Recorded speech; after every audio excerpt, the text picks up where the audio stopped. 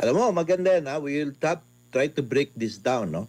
Now, I never thought that at first, nung nagsali-sali ako ganitong mag-analyze, no, ng politics, is that I never thought na sinasabi nila yung mainstream media, they will control the narrative. Until I experienced and saw it by myself, talaga, even the captioning sa mga pinipresent nila, galing talaga mag-caption na Galing. talagang really not in favor of Inday. Ito, prangka istorya ito. Klaro man yan.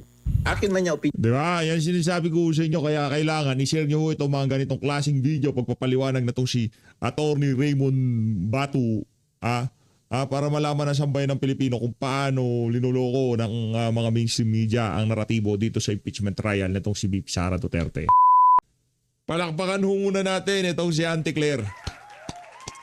Dahil hindi ho natin ma-achieve yung mga ganyang klaseng numero kung hindi ho niya ginalingaan ang kanyang trabaho dyan sa PCO. Dahil Publicus Asia ho ang naglabas ng pinaka-latest na survey na kung saan talaga naman ang ating mga kababayan wala na hong tiwala dito sa mama na to. Pero bago yan, isa like at subscribe. Masaya na ho tayo dyan at sa mga gusto sumali sa ating community, yung join button, nandyan lang ho sa baba. Siyempre, Publicus yan Kaya naman si Prof. Malutigia ang magpapaliwanag ho dyan sa pinaka-latest na survey na to. Pahayag 2026 second quarter. Palakpakan ho muna natin ang Publicus Asia. Bago natin umpisahan ang ating talakayan dyan sa survey na yan, na kung saan muli na naman hong namayagpag itong si Vice President Sara Duterte. Gusto ko lang hong pasadahan itong video na to, na kung saan ang baha dyan sa Metro Manila medyo lumalala, no? Ayan ho sa bahagi ng Espanya. Ito siya. Ayan ho mga kababayan. Inyong makikita dito sa video na to ang lagay ng mga ibang mga kalsada ngayon dyan sa Metro Manila. Sana ang ating dalangin dito kasabay ho ng impeachment trial mapag-usapan din ho itong flood control na to. Dahil kaya ho natin dinaranas itong sana walang matraffic ngayon, no? Sana walang matraffic sa EDSA, sana walang matraffic sa Espanya, sana walang matraffic sa mga mabababang lugar dyan sa Metro Manila. Sana walang maistorbo sa ating mga kababayan. Sana yung mga reporter, newscaster, mga epal sa social media, pagka na-traffic sila dahil dyan sa baha na yan, mag-post din sila. Yun lang naman ang atin dito. Sana. Dahil nung nagrally ang mga kapatid nating INC para ipanawagan na magtuloy-tuloy ang investigasyon dyan sa mga maanumalyang flood control, yung mga ika nga medyo na-traffic sa EDSA, medyo nag-iiyak sila sa social media. Ngayon ho, nananalasa itong bagyo na to at maraming bahagi ng Metro Manila lubog ho ngayong mga panahon na to. Sana yung iba mga internet personality nagyayaw-yaw. Salita ng mga tolpo yan. Yung mayaw-yaw sa social media dahil na-traffic sila. Ngayon, sana dito ho, yung mga mata-traffic ngayon, mag-iyak din kayo. Diba? Natin, ipanawagan natin na dapat sana wag bumaha. Dapat yung bumaha, umalis sa kalsada dahil nakaka-istorbo yan. Balance lang. Balance tayo dito. Kung nag-iiyak kayo sa ginawang rally ng mga kapatid nating INC, sana dito sa baha na to, mag-iiyak din kayo. DJ Chacha, Lord de Vera, pangalanan ko na kayo. Yarin lamang maiingay kayo nung nag-rally ang INC. Di ba? Perwisyo, istorbo, nag-cause ng traffic. Ito. Sana yung tubig, tumabi-tabi kayo. Para sa tubig, tumabi-tabi kayo. Ulan nga kayo. Laka na ng water. Laka na ng water. I-Englishin pa talaga tayo. Laka na ng water. Di ba kayo magagalit yan? Dapat magalit tayo. Sabihin natin sa baha, istorbo kayo sa hanap buhay. Ba't di kayo tumabi? Nagkukos kayo na traffic. Ano ba yan? Pero kung walang baha niyan dyan sa Espanya, wala tayong problema. Tuloy-tuloy ang daloy na trapiko kahit maulan kasi gumagana yung flood control. Ngayon kayo mag-iiyak. Share nyo itong video na to. Hashtag. Nasaan na yung maiingay sa social media sa INC rally? Ano kayo ngayon? Tambay ko lang ho dito to para ika nga yung mga maiingay sa social media nung nag-rally yung mga kapatid dating INC. Mag-ingay kayo ngayon. Di ba? Mag-ingay kayo ngayon. Gusto ko marinig ang inyong gusto. Asan na ang ingay, di ba? Asan na yung pag-call out sa pamunuan ng INC na nagkukos sila ng traffic? Ilabas ang ingay! Nabuisip na yan. Di ba? Dapat parehas, dapat balanse. Kung nagalit kayo sa mga nagrally dahil nag-cause ng traffic, dapat magalit din kayo sa baha dahil wasak-wasak ang flood control. Dahil ninakaw ang pera sa flood control. Yan ang sinasabi ko, hindi tayo matatapos dito sa issue na to hanggat walang napapanugot, walang nakukulong na bigpis. Walang yan. Prof Maluti, Prof pasensya na medyo, alam mo naman, medyo pagka flood control pinag-uusapan yung high blood pressure ko medyo nag-high blood ako ha. Wala tayong high blood pero yung high blood pressure, wala ko tayong high blood ha. Tandaan nyo ho yan mga kababayan. Hindi ho tayo high blood din. I mean yung high blood pressure pero umiinit ang dugo ko. Medyo kumukulo-kulo ba? Pagka flood control pinag-uusapan at pagka yung mga epal sa social media nag-iiyak dahil sa traffic, dahil sa rally, na kung saan pinapanawagan lang naman na mayroong managot dito sa mga kabalbalan na to, bakit ngayon ang tatahimik ninyo? Mawalang niya kayo! Eto, kay Prof Malutikia. Prof, banatan mo naman please. Na yung present na digital forensic na si Mr. Kali. So ko, from the top, ulitin natin. Okay? Good morning ulit, Yun. no? Day 2 sa Malo. impeachment. Makita po natin na yung present na digital forensic na si Mr. Kalilong, no? Parang hindi naman yata po sigurado siyang expert, no? Aray ko. Hindi naman po natin Aray ko. Pampir. Takas mo. Parang di ka naman yata expert. Expert ka ba talaga? pinagtatalunan yung existence ng video Oo. kasi yung videong yan ay isang press conference na nangyari ng madaling araw at yan ay sa through Zoom, no? Yan po ang konteksto niyan, mahalagang dapat maintindihan dahil yan po ay noong nakakulong ang Chief of Staff, si Undersecretary Attorney Laika Lopez ng Office of the Vice President dahil doon sa hearing na ginagawa sa Quadcom. At noong po madaling araw na yon, nagkaroon po ng balita na ililipat siya sa Women's Correctional. Hindi naman po yun ang usapan, no? Yan ay isang press conference at yung pinapakita ng prosecution ay isang parte lamang po ng 48 minutes na video. Hindi po 2 hours. Hindi ko maintindihan ano yung process ng authentication ni Mr. Kalilong. Ang pagiging pong digital forensic, yan po ay hasang-hasa at updated sa training, sa paggamit ng teknolohiya, sa paggamit ng iba't ibang bagay para lang ma-authenticate Yan. ang isang video. Ang napakahalaga sa Hindi yung gumamit ako ng OBS tapos kinumpara ko yung sa nakita ko sa social media at pinagbangga ko. Actually, wala nang usapan dun eh. Patunayan nyo na lang na talagang nag-hire si VP Sara. Diba? Iharap nyo yung hinar niya. isang digital forensic review or audit ay ang pagkakaroon ng transcript. Kasi po yung transcript ay ang batayan ng kung anong sinabi. Kahapon wala namang present na transcript si Mr. Kalilong. Sana wag naman niyang lokohin ang Senado at ang mga senador dahil sa pagsasalita lamang po at sa confidence. Ang parati namang sinasabi lang kinopya niya, iligay niya sa kanyang laptop, gumawa siya ng authentication, parang affidavit of authentication at yun na. Hindi po yun ang paraan ng nagamit sa digital forensic. Pero ang digital forensic po may limit yan. So i-establish muna, nagkaroon ba talaga Yun. ng video? Yes, totoo po yun, may video. At dyan po sa nangyari ba yan, yung tinatawag na actus, an act occurred, who performed it, when it happened, nandiyan naman po yung date niyan at whether the record is genuine. Marami pong proseso para malaman kung genuine. Yan ang kailangang establish kung totoo nga yung video. Hindi lamang po dyan, kailangan rin ma-establish kung may mens rea. Ang mens rea po ay ang intent. Ano po ba ang intent ni BP? Kaya nga po paulit-ulit kong sinasabi, it is a press conference na nangyari ng madaling araw, mga pasado ho 12 midnight yan kung saan humingi ng tulong si Attorney Lopez na Chief of Staff at Undersecretary sa Office of the Vice President dahil nga ililipat siya. Para namang kriminal si Attorney Lopez na lilipat na madaling araw. sa Women's Correctional.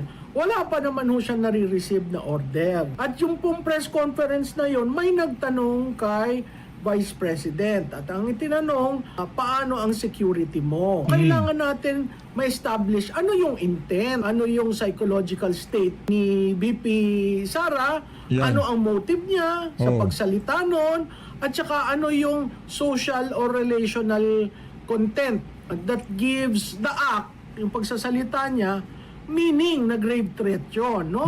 Parati po natin sinasabi, conditional threat yun kasi ginamin niya, if something happens to me, then.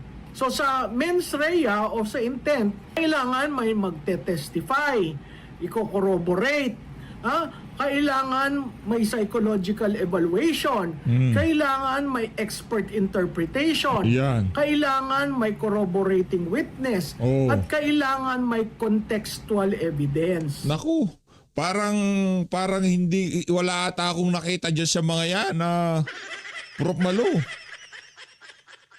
Ha? Parang wala ata akong nakita na ganyan. Wala pa naman pong present. Ang sinabi lang may video.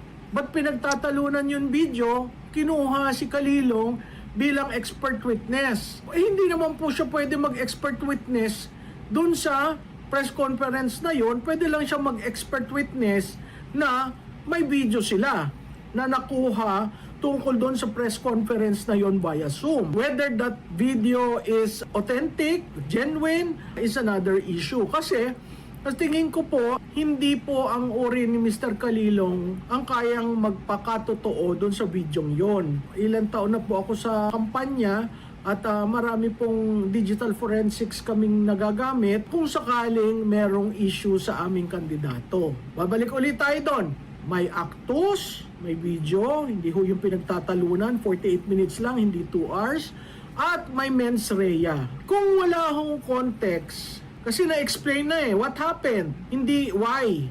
Why did it happen? Ang facts kailangan parati may content para ma-explain bakit nangyari. Tayo natin kung paano i-cross ng defense ang mga sinabi ni Mr. Kalilong. Medyo yung iba nagko-komentaryo, mahina daw si attorney uli, no? Day 2 sa impeachment ni Narbasa. Siguro po may mga strategiya silang ginagawa para natin malaman kung ano talaga, no?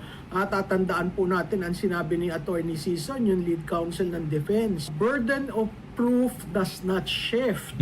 The burden of proof is with the prosecution. Ayun. Dapat po tandaan natin parati yon. Ito po si Malutiki, Ayun, lipat na ho tayo dito kay Attorney Raymond Bato. Interview ho nitong si Sher Admar dyan sa DZAR 1026 News. Ito, panoorin natin. Game. At dito po sa Admar sa DZAR also Manila 1026. Opo, attorney. Doon muna ako sa huling part ng aking balita. Okay. Hindi ko lang alam kung ano yung nangyari sa mata nila. Okay. Attorney, doon po sa cabinet secretary na position na tinanggal po nila via executive order tapos nagkaroon ulit ng executive kailangan ba ng executive order ulit? Kasi wala nang executive, tinanggal na yung cabinet secretary based on my knowledge, di ba? Parang tinanggal na yan siya. So, the question is that how come pwede siya i-appoint as CABSEC? So siguro gawa na naman siya ng executive order, buksan na naman niya yung position na yan, no? Otherwise, maging cabinet secretariat lang yan siya dyan.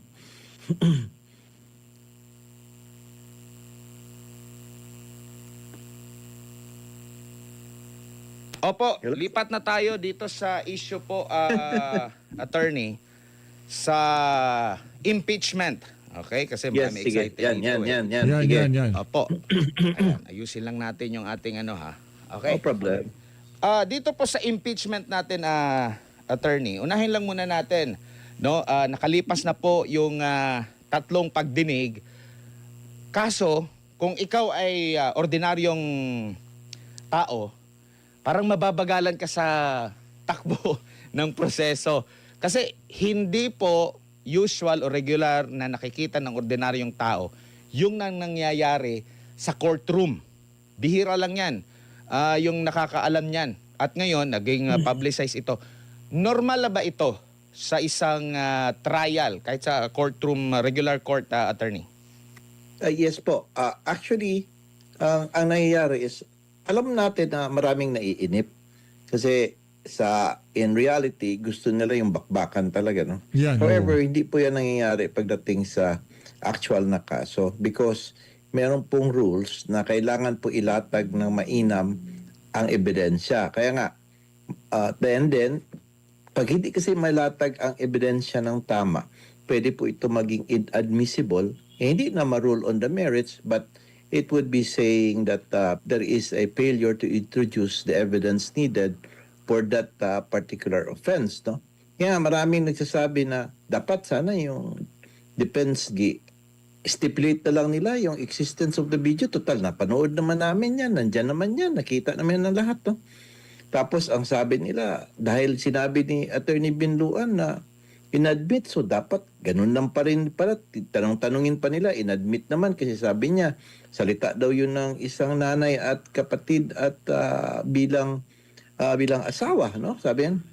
Now, yun ang pinapalabas din, no? So dapat daw kasi undeniable ng existent nun, dapat ang defense should have just admitted it. Yun po yung mga senyales na nababagot at naiinip na po yung mga tao para bakbaka na po kung ano po yung tinatawag nating mens rea, yung criminal intent, no, by doing that, by making that statement. Ano ba ang interpretasyon niyan? Gusto kasi na doon ang argument whether or not yun po pa talaga is grave threat, no? Parang gusto nila i-shortcut na hindi na kailangan yun kasi talagang kailangang diretso na tayo sa discussion na ito. Yun ang kanilang gusto, Admar.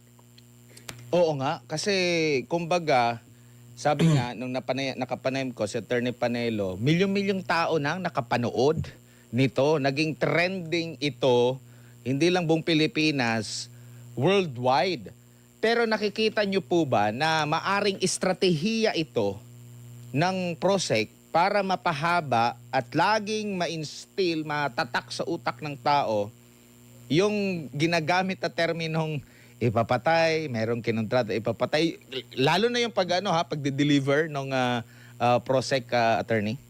Yes, I respect the view of Attorney Panelo, no? Pero to my mind, no, hindi kasi pwede mag-apply yung ganyang klaseng style sa ganitong klaseng proceedings. Malamang po, sa regular courts natin, pwede yan, no? But in this kind of proceedings, hindi po pwede. Ang issue kasi is not only whether that video exists. Hindi po lang yan ang issue. Ang real issue nito is that yung pong video ba na yan, legally, fairly, and credibly ba na magamit ng prosecution to prove an impeachable offense, no? Kasi ang impeachment proceeding po is sui generis. Alam po natin yan, no? It's not an ordinary criminal, civil, administrative case, no? It Yeah. is both legal and political in nature. O, klaro po yan, ha? So, there is that impeachment court kasi at meron din po tayong tinatawag na court of public opinion. Nawala po yan sa regular courts. Sa regular courts, bawal mag-video-video doon, no? Isa lang ang boss doon, kundi ang regular court. Dito po, aside from the fact na may impeachment court, meron pong mga taong nanonood na interesado. So, we have this court of public opinion, Admar, no? So, kaya ang prosecution, dapat gawin nila, they have to do more than simply saying that the video exists, no? Kailangan ipatunayan nila na ang evidence was legally obtained, okay? Properly authenticated, fairly presented, wala pong butas, no? And not gathered or used for purely political purpose. Yan po pinaka-importante, ha, na dapat ipakita nila na hindi po yan siya kinuha or ginather para gamiting pampolitikal, no? Because if the defense here, yung panel nila season, will be able to show that the evidence was procured, selected, or presented as part of a political operation against this Inday Sara, who is a political enemy, then the foundation of the prosecution's narrative becomes seriously weakened. Kasi ganito yan eh. Pinipresent lang nila yung splice nung 2-minute video. Now, we have to know the whole context. At saka lahat po ng surrounding circumstances, not only that video, but what happened during that day, the day before and everything. Sa kailangan ma-establish po yung synchronized and consistent na pag-persecute o pag-o-oppress kang Inday Sara. That's the reason why she had said that, no? Yun po ang narrative ng defense at kailangan nilang ma-prove yan. Ang prosecution naman hindi. Legal itong ginawa namin. Para lang talaga dahil sinabi niyan, tatanggalin namin siya. They have to stick with the law. And they Opo. would not say it's not political in nature. Yun po ang dahilan eh. Kaya magtataka po yung iba, bakit grabing objection, grabing cross-examination? Kasi gusto nila malaman kung dinadaan nyo ba ito ng paspasan or kinuha lang nito kay for purposes of prosecuting Inday Sara dahil meron kayong selective persecution. Kita mo, Edmar, ha, yung mga questions on the cross, ha, that ang unang mga things na nangyari is that kayo lang ba motu proprio ang gumawa nito? Nagsabi ba kayo sa PSG? Nagpunta ba kayo sa National Security Council? Nagpunta ba kayo doon sa CIDG, sa AFP, intelligence? Kasi sabi nyo, it is a matter of national security or threat to the life of the president. Did you do that? So hindi daw. So ibig sabihin, on that point, the defense is trying to prove that ginagamit ito political. Sila naman, they should have, a prosecution should have presented na hindi na kailangan ang pag-present yung sa PSG and everything. So, gano'n na, no? Second, sabi na naman ng defense is that, sige, bakit ang inimbestigahan ninyo, ito lang yung threat against the president, pero hindi nyo inimbestigahan yung sinabi ni Inday Sara na, ang security ko, may security ako, at pagpapatayin ako, yung statement na yun, bakit hindi ka rin gumawa ng grabbing investigation with respect kay Inday Sara because he is also the second highest person in the elected official in the land. So ibig sabihin kung focus nyo lang si BBM, klaro political in nature. Yun ang laban dito, laban Opo. dito. O kaya kailangan talagang ma-present yung witnesses na yun para ma-cross-examine ng defense. Opo. At ang isa din sa mga wino-wonder ng ating mga kababayan, saglit lang, ang mga senator judges ay mas Yan. marami ang hindi abogado. Ma-appreciate ba nila itong mga ganitong mga klase ng nakikita lang natin sa korte, normal? Paano? Di ko nga alam kung lahat pa kagaya. Kasi ang common na talagang laging nagtatanong, nakikita mo talagang ginagawa nila yung kanilang assignment. Yung mga kalimitan mga abogado at saka yung mga halimbawa Senators Cayetano, ng dalawang Senator Cayetano, Abogado nandun din eh. yung iba. Pero karamihan doon, hindi po mga abogado. Paano nila ma-appreciate kung tama sabi nga ng nabasa ko na netizen, at the end of the day, pwede namang hindi lang kasi yes or no lang naman yung boboto yan kung pabor ba ako o hindi na i-impeach si BP Sara, attorney. Kaya alam mo, meron yan sila mga lawyers to analyze for them, no? But kung makita mo, Admar, no? Gusto ko kasi sa ating mga nanonood dito, na laliman nila ang pag-intindi sa nangyayari ba? And they will not just stick to the four corners of that law na sinasabing may grave threats. Ang purpose talaga, bakit ini-enforce yun? At ang political nature of everything. Dapat ganun po tayo mag-isip. Now, tingnan po ninyo, na-reinforce po yung aking opinion or pananaw na political talaga ito. Bakit? If you'll notice the senator judges, both camps, both camps, minority and majority, talagang nire-repair nila kung saan sila nakalin. 'Di ba? Kita mo yung mga katanungan nila, si Risa Intuberos is trying to fix what has been destroyed in order that maremedyohan. The problem is that mali lang pagkatanong kaya mas nag-bolster tuloy yung defense, no? Now, if you will see si Tito Soto, talagang nire-repair nila yung credentials, tinatanong, di ba meron ka rin sa abroad and everything na nag-training ka, pinipill up nila. Now, and Senator Adon Petercano is also doing the same, honestly, in favor din sa, because nag-start a prosecution, they might as well start also with this kind of protection on kung saan tayong leaning. So in that particular sense palang makita mo, mayroon ng bias. They cannot appear to be a called a neutral judge, no? kahit na ano pong pilitin ni Senator Escudero by saying hindi, dapat we should appear impartial and everything, they cannot do that because it is his political nature. Meron niyang party affiliation. Yun. Alam natin na yung iba is alyado po ni BBM, Yun. kalaban Inday. And then si Inday, meron din siyang mga kaalyado dyan. Whether we like it or not, kailangan po yan siya. Ang akin lang, nakita doon, isang senator judge lang ang medyo sharp at saka appears to be impartial, hindi bias, magtanong, yung kay Robin Padilla. Yung kay Sen. Robin. Nagulat ako sa Palakpakan natin si Sen. Robin. Walang ka bias-bias magtanong. lahat sa kanila na nag-graduate sa University of Prison, yun pa ang mas magaling magtanong. At ang katanungan po niya, directed to the witness, never directed to the lawyers. Kasi ang clarificatory questions po ng mga senator judges or mga judges for that matter should be directed to the witness, not directed to the lawyers. Huwag mong tanungin because that is their theory. Hindi yan sila ang nagtatestify. No matter how long their statements there, that will not supposedly be used as a basis to arrive at a decision. Dapat a basis ng evidence na piniresenta. Ganyan yan siya, Mar, no? Ang style ng impeachment dahil nga sui generis ito siya. Walang limitasyon sa kung ano yung itatanong maliban na lang doon sa pinuna na parang pang last part na dapat, attorney. Alam mo, Mar, ang problema niyan man, alam mo, the problem is that, can the lawyers object to the senator judge? Of course, they would not do that kasi magagalit ang judges sila. They do not want to get the ire of the judges. But ang kapwa naman na, let's say, a presiding officer, kahit na presiding officer siya, just remember, ano lang yan, co-equal lang niya senator siya. Tapos yung nagtatanong pa is kapag majority. So, ibig sabihin, while nakakapagsabi siya to remind and everything, hindi na ko-control eh. Who will control? Who will stop them from doing that? Diba? So, ang nangyayari is that napapatuloy-tuloy. Now, I think here, honestly speaking, Jesus Escudero is trying his best to contain things, no? So that to make the impeachment proceedings as neutral as possible.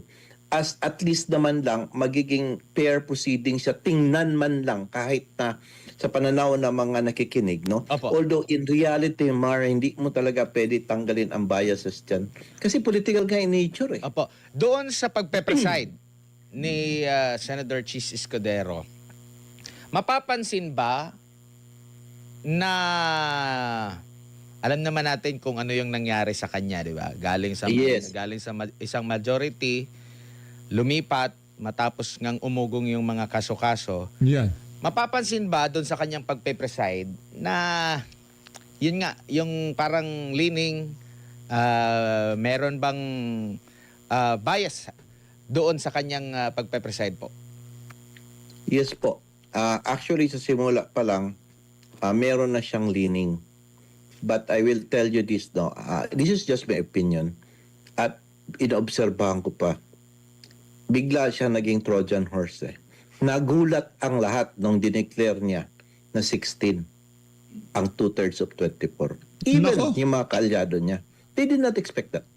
That he will said that the decision and the determination by this impeachment court should be 16 or 2/3 of 24. Now, kanino po nakalit yan? Kung tingnan natin, nakalin yan doon sa defense. And that is the most important threshold, that is the most important thing in these proceedings para ma-discuss lahat kung ano ba talaga. Kasi yun ang habulin. Mahirap hanapin ng 16 eh. So technically speaking, akin ng tong pananaw ha, 16 votes na yan. How could they get 16 votes? Technically speaking, pwede hindi na lang tayo mag-present ng evidence, pwede na tayo magbotohan ngayon. Di ba? Because as I said, it is political and it's all party affiliations. But it cannot be done, Admar. Kasi kailangan talaga na ang prosecution, ipakita nyo talaga. Kasi meron pa tayo isang court eh, yung Court of Public Opinion. And they have to present to the public that ito yung ebidensya namin. Kasi nagyabang kami doon sa likod ng microphone noon, sa Committee on Justice of Hearing, we have to prove na talagang may kasalanan nito si Inday Sara. Now, ang defense naman would say, oh, I have to say that my client or ako sa respondent is wala talaga ako, inosente ako. Kasi meron pang tumitikin ng tao. Hindi naman pwedeng papayag ang mga tao na stop na lang yan ang impeachment court, magbotohan na tayo. Kasi gusto rin natin malaman ang katotohanan ng lahat. Kasi dyan malalaman, Mar, kung ang pag politically motivated ito, talagang masisira talaga ang prosecution, pati ang mga kaalyado nila na talagang political persecution, it will really destroy them. Yan ang aim din ng defense, no? Para pagdating ng panahon, maklaro natin kung sino talaga yung Speaking of court of public opinion, mga kababayan, ito pakiusap ko ha, hindi lang dito sa PH Update. Kahit saang content creator o gumagawa ng reaction video sa social media, i-share nyo ho yung video nila. Especially pagka kapanalig natin yan. Dahil ang prosecution, bayad ho na lahat ng mainstream media. Tayo, ang atin lang dito, mainstream media ay social media, SOCMED lang. Ngayon, kung talo na tayo sa mainstream media, may inang klase pa tayo dito sa SOCMED, talagang... Kasi doon sa impeachment court, depends na tatrabaho dyan. Pero pagdating doon sa court of public opinion, tayo ho dyan. Ika nga, tayo ho magpapalabas ng mga punto de vista ng defense yan. Paano kayo makakatulong? Mapa Sibay, mapa third floor, mapa Joey Cruz, mapa kung sino man. Nakita yung share yung video. Walang problema yon.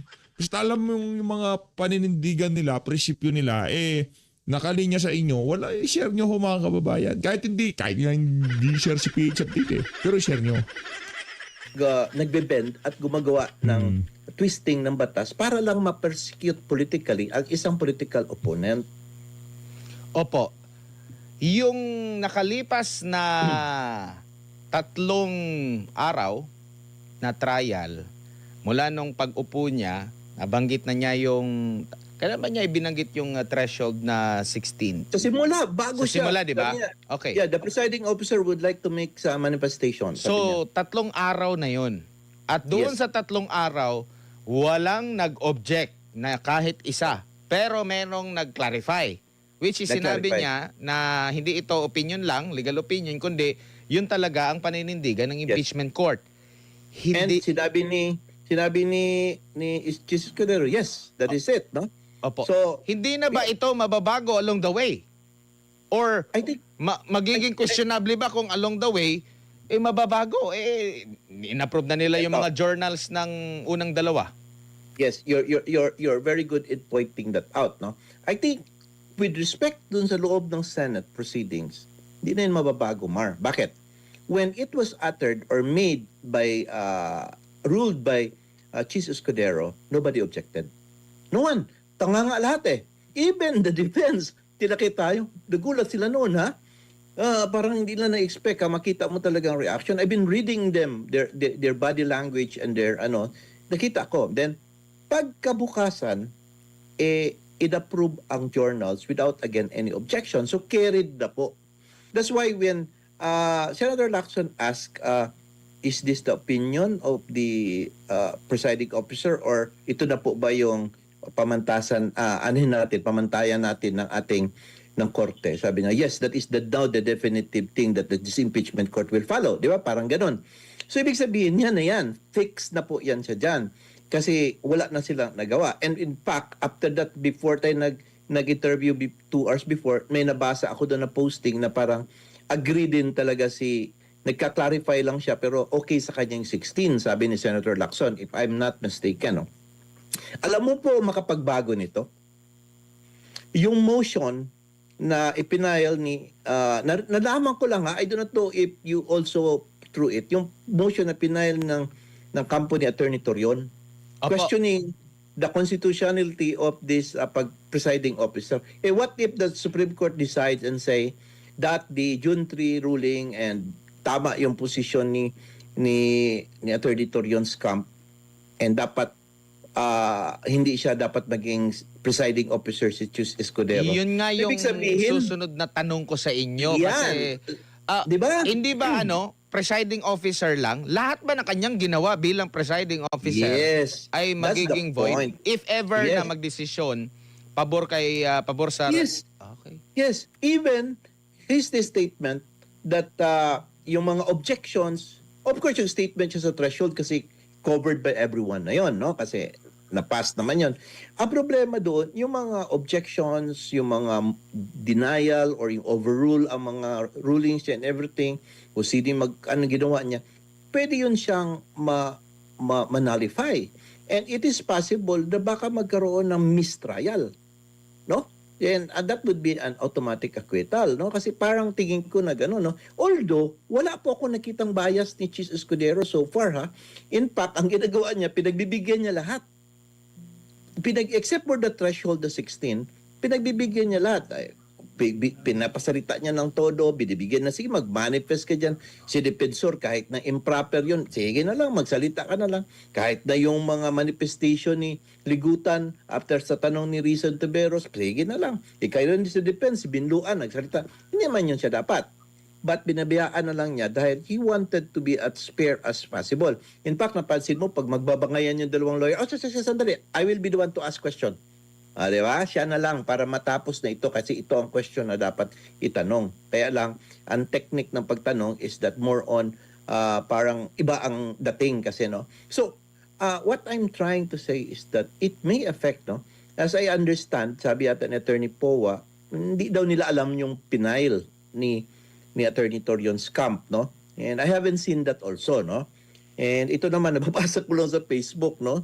And that's why I could make an opinion. So yun ang natitingnan kong worry. What if kung suddenly, hindi. So sabihin natin, maggagawa na naman ng bagong presiding officer, mag-elect, and then magkikreate na naman ng ruling ang bagong presiding officer by saying, sige, the threshold, we will leave that until such time that the decision of the Supreme Court in the Alan Cayetanos case will be decided upon on the issue of kung magkano ang threshold, kung ilan ang threshold.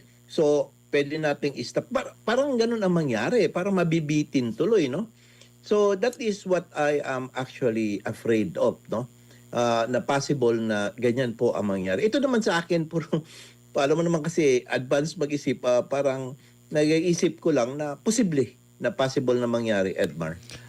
I-discuss natin na malaliman yung closing remarks ni Attorney Vinluan, no? Kasi meron ko akong hawak actually na naipadala ko rin ito sa iyo para mabasa natin.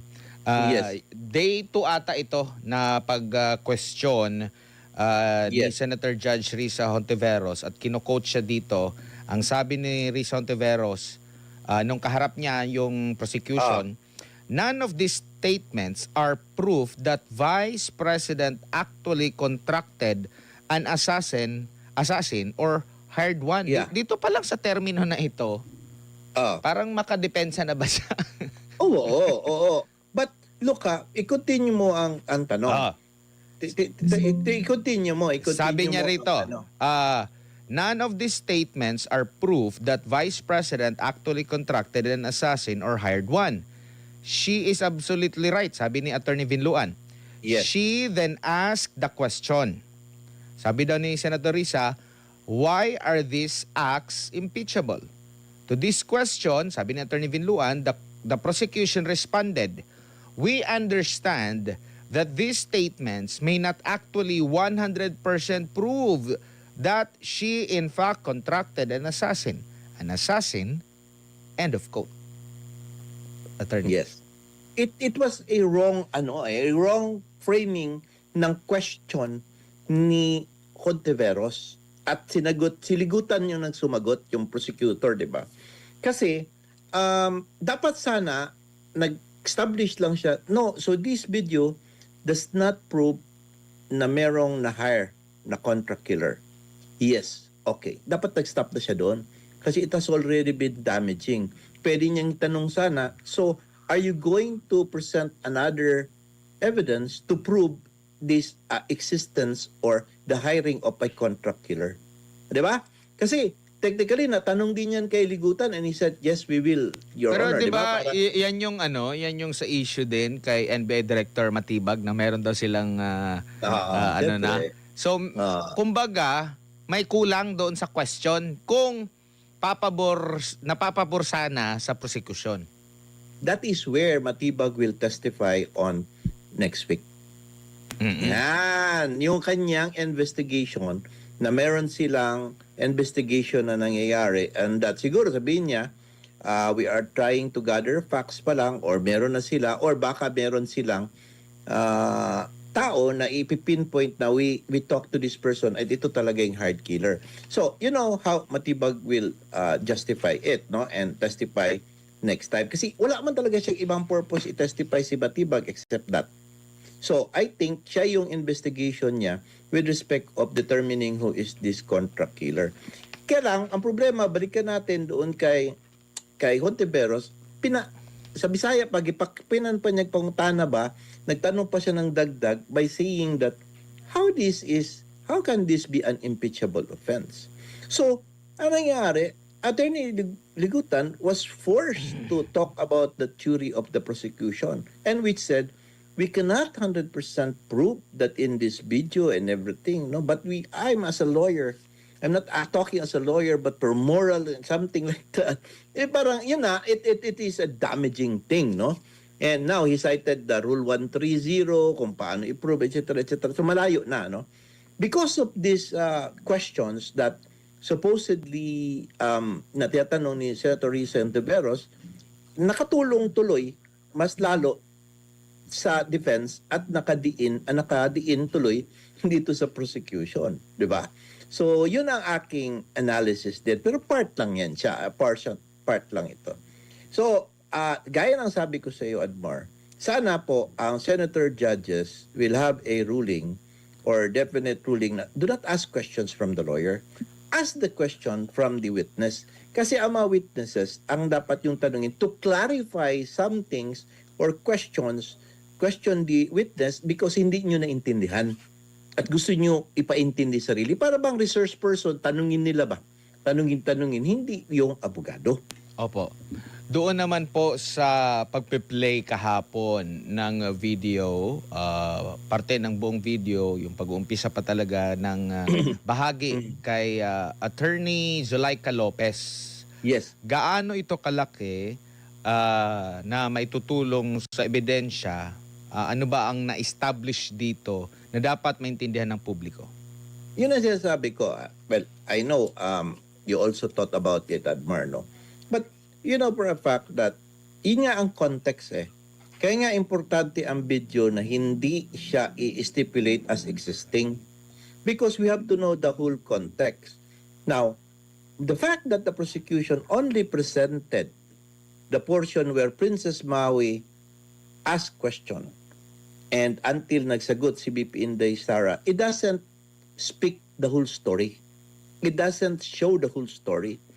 No? So, you need to look at the entire videos, which I think the prosecution did. Sabi niya, hindi natin isali ito kasi delikado ito kasi masisira konteksto. So, focus sila splice sila na dito lang.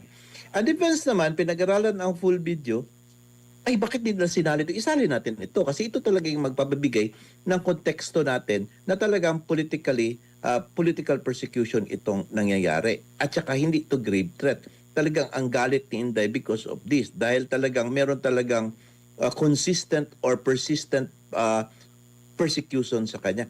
So sabi natin nga, political nga eh. Kailangan taguin ng prosecution yung evidence na yun and present only hanggang dito. Ang defense naman is to destroy that and to show that this is really politically motivated. So, yan ang purpose talaga ng gawin. Kasi take note po sa Rule 132 natin sa Rules on Evidence, if the one party presents only a portion of that video, the other party may use all other portions connected therewith to prove a different fact or to bolster or to add or to see the whole context kung ano talaga ang nangyari. So parang ganun po ang technique, no? So, and kaya nga sabi ko, in this particular sense, the defense actually was able to establish important points that would show that they won that round. For me, opinion ko lang naman yan, they won that round. Opo, dito naman sa part ng closing remarks ni Attorney Vinluan, sabi niya rito na dagdag siguro context. When VP Sara uttered those words, she was not responding as Sara Duterte, the vice president, but Sara Duterte, the wife, mother, daughter, and sister, who only sought to protect her own family and her family members' lives. Operation Romanov is in place and the threat against their lives is real. VP Sara became the target of unauthorized intelligence and surveillance operations by government operatives that exposed her family to high-level risks and security threats, thereby causing intense trauma and uncontrollable fear. Her homes in Davao and Manila were profiled, and this is proven by classified gazing reports. Her trusted security personnel were removed. Her schedule of official functions like the one in Naga was leaked by intelligence agents, and her security was heavily compromised.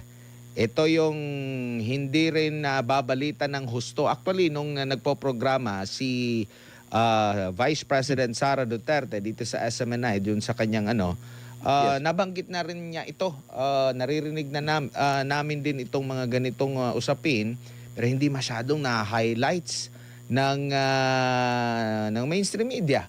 'Di ba? Mas more sila doon sa nagmura, nagbanat, pero walang ganito. And doon din sa testimonya ng witness, parang mas mabigat yung investigasyon pabor doon sa mga offended party, pero ang ending, hindi yung offended party yung nag-complain, attorney. Alam mo, maganda yan, we will try to break this down, no? Now, I never thought that at first, nung nagsali-sali ako ganitong mag-analyze, no, ng politics, is that I never thought na sinasabi nila yung mainstream media, they will control the narrative. Until I experienced and saw it by myself, talaga, even the captioning sa mga pinipresent nila, galing talaga mag-caption na talagang really not in favor of Inday. Ito, prangka istorya ito. Klaro man yan. Akin man niya opinion. Di ba? Yan sinasabi ko sa inyo, kaya kailangan i-share nyo itong mga ganitong klaseng video pagpapaliwanag na itong si Attorney Raymond Batu para malaman ng sambayan ng Pilipino kung paano linuloko ng mga mainstream media ang naratibo dito sa impeachment trial na itong si VP Sara Duterte. Opinion, bro, no? Share.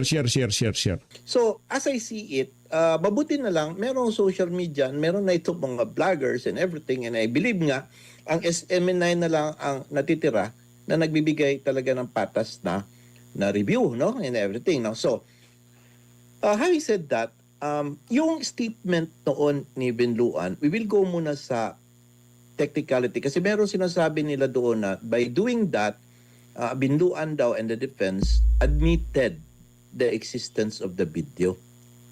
And therefore, bakit pa kasing i-present pa yan? Diretso na lang tayo sa gera. Diretso na tayo sa bakbakan. Bakit pa yung object pa sa technicality na yan? Okay.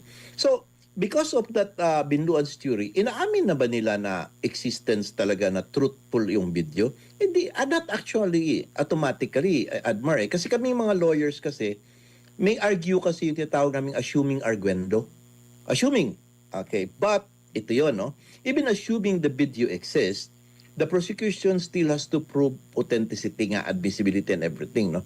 But, yung sinabi niya, assuming authentic yan siya, alam nyo, nasabi ito ni Inday. Because ina siya, natakot siya, and everything. Tapos pinaganda pa rin talaga ng prosecution yung framing na merong gicasing na siya, mga intelligence report, pinalitan niya mga security personnel niya. Now we could see, yun ang heart ng kanilang defense.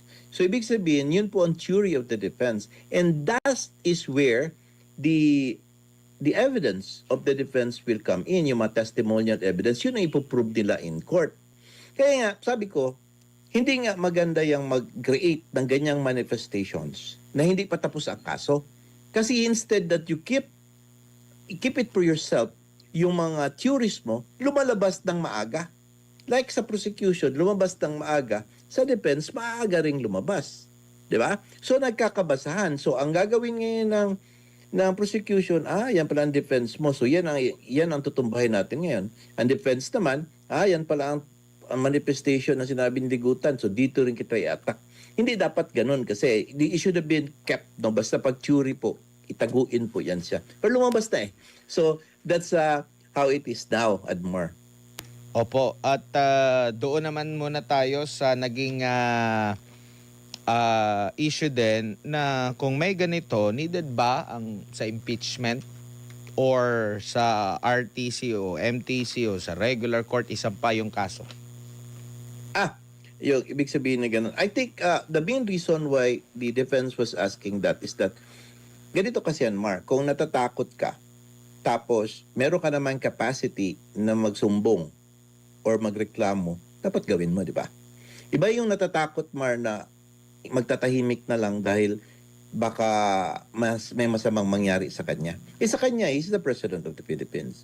If he is really bent in showing na he is, meron talagang threat at legit at natatakot siya, then he has to make a report, appear in the investigation, pablatter niya yan, punta siya, magsali siya, mag-cooperate siya sa investigation ng NBI, inform PSG, tawag yung mga ISAP, tapos yung Security Council niya, mag-conduct ng task force investigation on this. Not only to himself, but also to Inday Sara, no? To show talaga, no? Then, after that, he files a complaint. He makes an affidavit for that matter. Kasi, by not doing so, it would only mean that he is not threatened at all, or the worst is that there is really no threat. At alam nila, it was spoken by BP Inday Sara out of frustration and anger dahil nga nagpatong-patong na yung inis niya sa ulo niya. And the last straw was that of Zuleika Lopez at that time. So, yun ang, alam nila yun because that is how they read it. That's how we read it. That's how you see it. Everybody knows that. Kaya lang, pinupush talaga na gagamiting narrative para pagtanggal sa kanya. So what does it implies? Political persecution. It is politically motivated. On that point pa lang, panalo na ang defense. And I think in this particular article, I would say that BP Inday Sara should be acquitted. Opo, natawag din nga ako nung nabasa ko yung post ng abogado rin at stand-up comedian na si Edward Chico.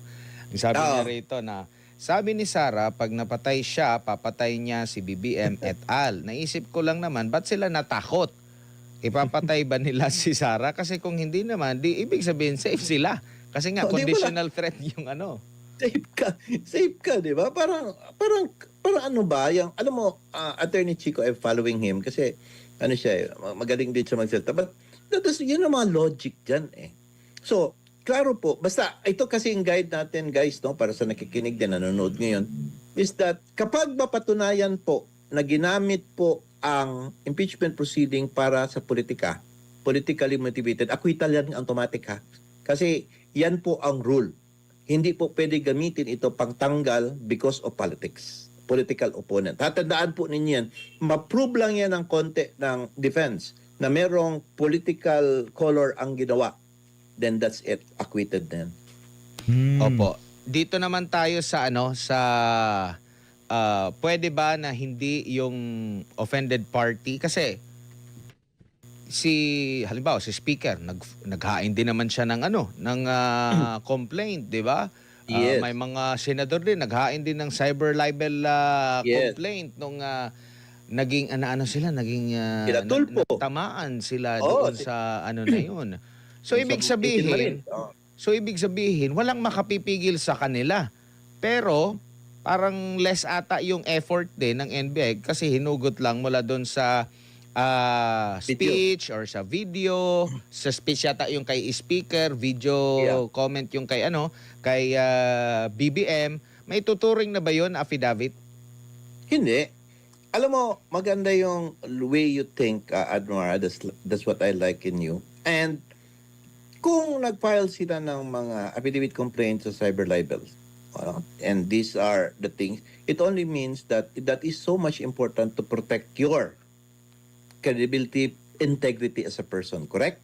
Now, if you are really threatened and you have the capacity to do that, in order to protect yourself, your security, your life, limb, even property, you file a complaint. You did not do that in this particular case. In fact, ang kinuha nila yung snippets, no, from the video presentation, speeches and everything, which doesn't say anything except political masyado ang purpose to say to the world na sila tinatakot naman ganito. That is not the forum to air your grievance against VP Inday Sara nila, BBM at ni Martin Romualdez. The proper forum is to file a case in court, but they did not do it. Why? Because they know there is no actual threat and it was spoken out of frustration and anger by VP Inday Sara.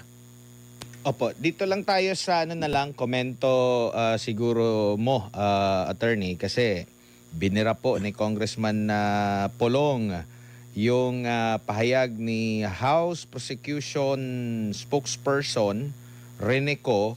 'Di ba, nagbanggit si Vice President Sara Duterte patungkol doon sa bloodbath, no? Kung saan hindi siya magpapatinag, duguan man siya pero hindi siya magpapatinag kasi bumanat kasi ito. Basahin ko lang yung comment ni Congressman Polong. Sabi niya rito, Rimeco says the public is not interested in Vice President Sara Duterte's statement but only in the evidence. So, sino bang maglalatag ng ebidensya? Ang prosec ba o ang depensa? With all due respect, she should stop pretending she speaks for the Filipino people. Hindi siya ang survey firm at lalong hindi siya ang boses ng buong sambayanan. Before lecturing others about governance and accountability, perhaps she should first explain what qualifies her to speak with such certainty on matters of executive leadership. Governing a country is far different from delivering speeches or political sound bites. Instead of dismissing the Vice President's statements, she should respect the Senate impeachment process and allow the evidence to be presented, examined, and weighed by the proper constitutional forum, not prejudged through press conferences.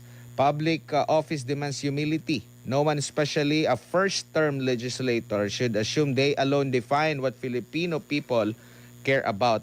Let the evidence speak, let the process run its course, and let the people decide. Sinong kabataan ba nire-represent nyo? Kung na-recruit nyo na gumamit ng armas at nang-ambush ng military, ang recruitment ng mga bata booming ba? Kaya kayo galit kay Inday, di ba dahil nahinto? Nakinabang ka kay Zaldico, di ba? Kapilido mo pa, pauwiin mo naman siya, huwag mo problemahin ang di mo level girl. Pagpuyo, day, kaon sa daghan bugas. Ito talaga si Kong Paulo Duterte talagang pinatulan niya itong si Rene Co. As always, maraming salamat sa pagsuporta sa PH Update. Mag-ingat po kayo lahat, mahal lahat ng Pilipinas. Kung gusto nyo papanood ang kabuuan ng interview na yan, itong si Sir Admar dito kay Atty. Raymond Bato, punta lang ko kayo dyan sa DZAR 1026. As always, mag-ingat po kayo lahat, mahal lahat ng Pilipinas.